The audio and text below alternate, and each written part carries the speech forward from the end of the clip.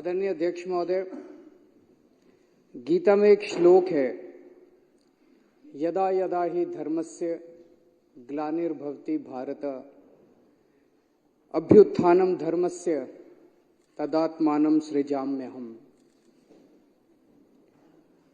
इस श्लोक का मतलब है भगवान श्री कृष्ण अर्जुन कोई नहीं कह रहे, अर्जुन के जरिए पूरी सृष्टि को कहने की कोशिश कर रहे हैं कि जब जब पृथ्वी के ऊपर धर्म को कुचला जाएगा और जब जब अधर्म बहुत ज्यादा हो जाएगा, तब तब मैं उत्पन्न होऊंगा, तब तब मैं अवतार लूंगा। एक तरह से भगवान ने मानव जाति को एक बहुत बड़ा भरोसा दिया है।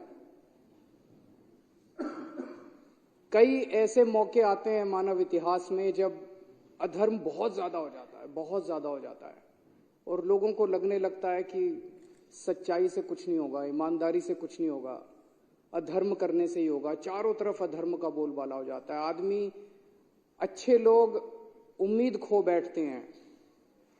ऐसे मौकों के लिए भगवान ने इस मानव जाति को ये भरोसा दिया है कि अगर ऐसा मौका आएगा तब तब मैं मानव जाति के कल्याण के लिए और मानव जाति को उस परिस्थिति से निकालने के लिए मैं अवतार लूंगा या उत्पन्न होऊंगा। ये बहुत बड़ा भरोसा है भगवान का मानव जाति को।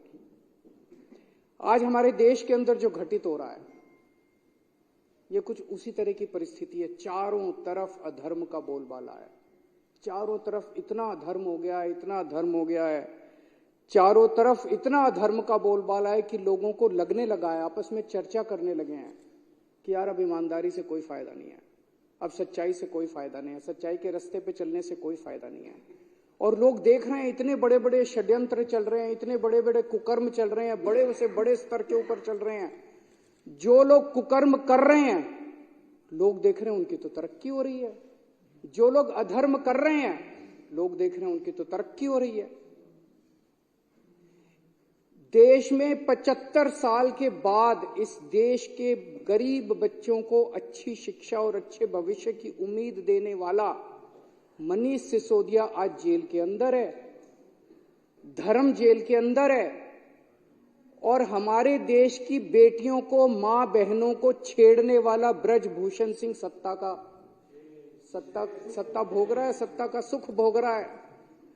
आज इस देश के अंदर मोहल्ला क्लिनिक बनाने वाला, गरीबों को गरीब दवाइयां दिलवाने वाला सतिंदर जैन जेल के अंदर है।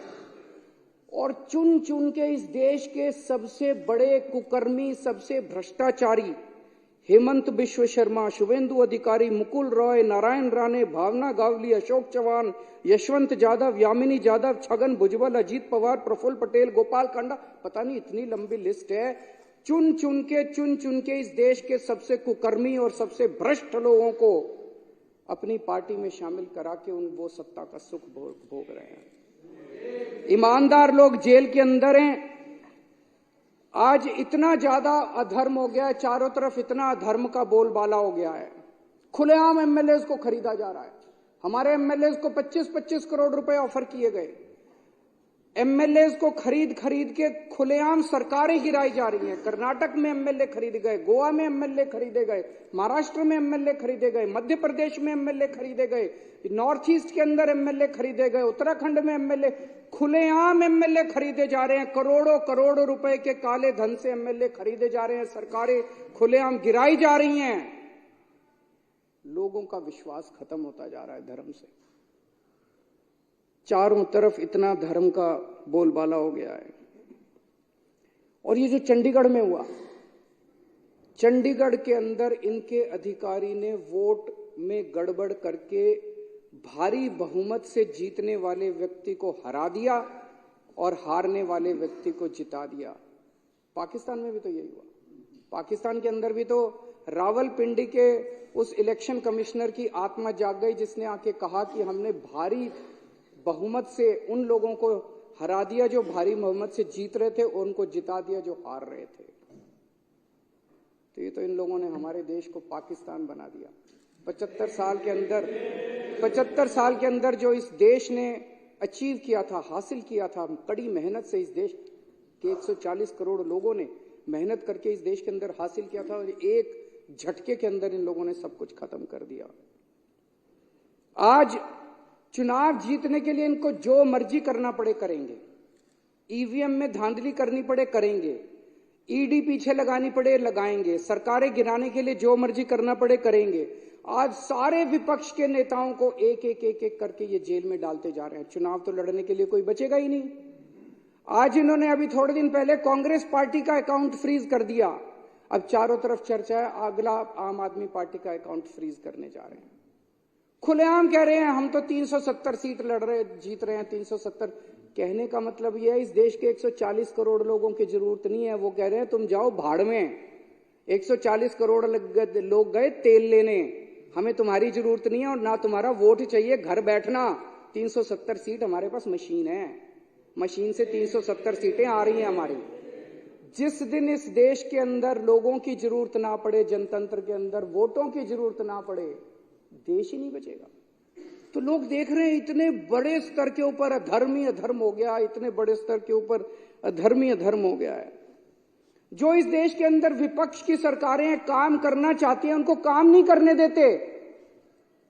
इससे बड़ा अधर्म क्या होगा कि गरीबों की दवाइयां रोक दी गई, अस्पतालों के अंदर गरीबों की दवाइयां रोक दी गई, गरीबों के टेस्ट रोक दिए गए, गरीबों को मरने के लिए सड़कों के ऊपर बेहाल छोड़ दिया गया। इससे बड़ा अधर्म क्या होगा कि मोहल्ला क्लिनिक के अंदर जहां गरीब जाके अपना इलाज कराता है वहां की बिजली रोक दी गई, वहां के डॉक्टरों की तनख्वाह रोक दी गई, वहां पे काम करने वाले नर्सों और कंपाउंडरों की तनख्वाह रोक दी गई, वहां के टेस्ट रोक दिए गए। इससे बड़ा हमारे हिंदू धर्म में कहा गया कि पानी पिलाने का धर्म होता है। इन लोगों ने तो दिल्ली का पानी भी रोक दिया, उसमें भी इन्होंने कसर नहीं छोड़ी। तो लोग देख रहे हैं जितनी सरकारें हैं पंजाब के अंदर, हम जितने काम करने की कोशिश करते हैं, पंजाब भगवान की दुआ से फुल स्टेट है, उतना ये नहीं कर पाते, वहां भी इन्होंने हस्तक्षेप करने में कोई कसर। जितनी ऑपोजिशन ही, तमिलनाडु के ले लो, वेस्ट बंगाल के ले लो, केरला की ले लो, कर्नाटक की ले लो, हर जगह ये लोग अपना टांग अड़ाते हैं, काम नहीं करने देते लोग। आज हमारे किसान दिल्ली आना चाह रहे हैं, बताओ क्या कसूर है जी? दिल्ली तो कोई भी आ सकता है, दिल्ली तो देश की राजधानी है, उनके पास कोई हथियार नहीं है, कुछ नहीं, आने दो दिल्ली में। हमने भी तो रामलीला मैदान में आंदोलन किया था, रामलीला मैदान दे दो, बैठ जाएंगे बेचारे। अपना अधिकार, अपनी आवाज उठाने का तो सबको अधिकार है आर्टिकल 19 के अंदर संविधान के। किसानों को नहीं आने देते, ना उनकी फसलों का दाम। वो क्या मांग रहे हैं?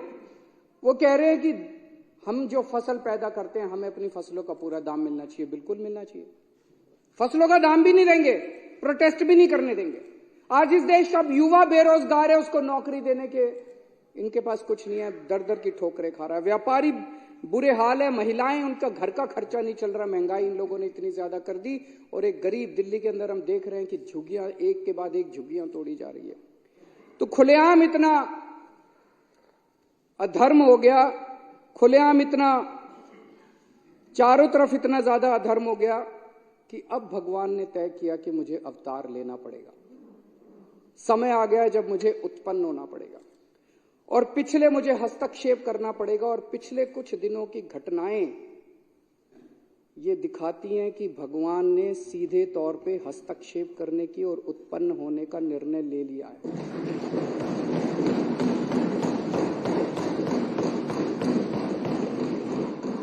तीस जनवरी को चंडीगढ़ में मेयर का चुनाव हुआ।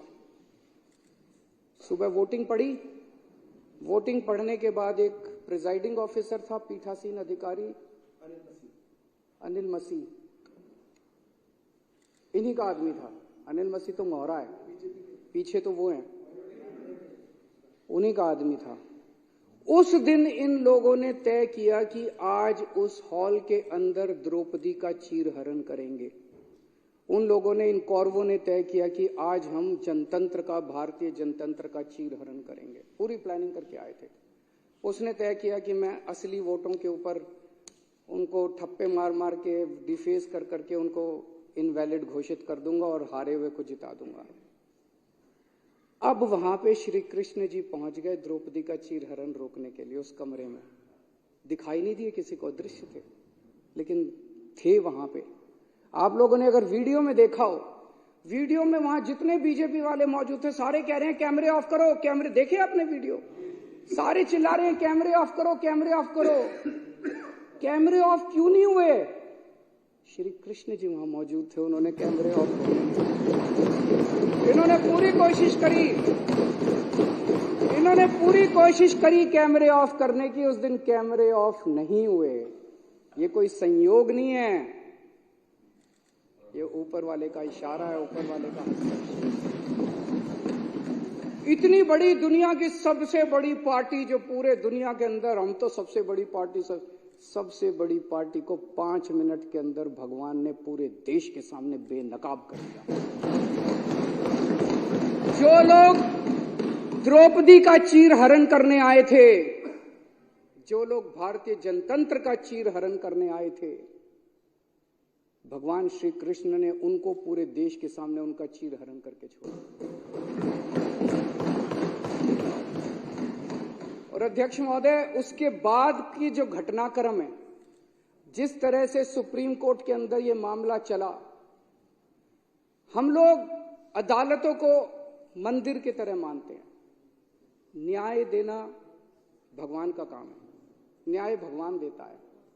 इसलिए जज को भगवान का, जब जज अपनी कुर्सी पे बैठ के फैसले सुनाता है तो कहा जाता है कि एक तरह से भगवान फैसला सुना रहा है। लेकिन कल जो कुछ सुप्रीम कोर्ट के अंदर घटा, वो उससे कुछ ज्यादा ही बड़ा था। ऐसे लगा जैसे उस सुप्रीम कोर्ट के अंदर भी कहीं ना कहीं श्री कृष्ण मौजूद थे। ऐसे लगा जैसे वहां सुप्रीम कोर्ट के अंदर भी भगवान मौजूद थे। ऐसे लगा जैसे चीफ जस्टिस ऑफ इंडिया के अंदर भगवान बोल रहे थे। ऐसे लगा जैसे चीफ जस्टिस ऑफ इंडिया के जुबान के ऊपर भगवान बैठे हुए थे, भगवान उनके जरिए बोल रहे थे। तो ये जो कल पूरा घटनाक्रम हुआ, वो ये दिखाता है कि अब हम, सबसे पहले तो सुप्रीम कोर्ट का बहुत बहुत शुक्रिया, इस सदन के माध्यम से हम इस सदन के माध्यम से सुप्रीम कोर्ट का शुक्रिया अदा करना चाहते हैं, उस पूरी बेंच का शुक्रिया अदा करना चाहते हैं, खासकर चीफ जस्टिस ऑफ इंडिया का शुक्रिया अदा करना चाहते हैं, जिन्होंने इतने कठिन समय के अंदर हमारे देश को, जनतंत्र को बचाने का काम किया। आज पूरे देश के सामने भगवान ने बेनकाब करके एक साफ साफ मैसेज दे दिया। भगवान ने, बीजेपी चुनाव जीतती नहीं है, बीजेपी चुनाव चोरी करती है। पूरे देश के सामने सबने वीडियो देखा है, सबने किस तरह से सुप्रीम कोर्ट का आदेश सुना है, सबने पूरे पिछले 1 महीने के घटनाक्रम ने पूरे देश के सामने इस पार्टी का चीरहरण करके छोड़ दिया कि बीजेपी चुनाव जीतती नहीं है, बीजेपी चुनाव चोरी करती है। ये कोई संयोग नहीं है कि एक छोटा सा चुनाव, चंडीगढ़ के मेयर का चुनाव क्या होता है, कुछ भी नहीं होता। हमने तो ऐसे सोचा था उस दिन कि ऐसे ही हो जाएगा, हमें तो एक छोटे से चुनाव ने पूरे देश के अंदर सारे देश को हिला दिया। कुछ ना कुछ तो भगवान बताने की कोशिश कर रहे हैं, संदेश देने की कोशिश कर रहे हैं। तो भगवान का संदेश है, मैं आ गया हूं।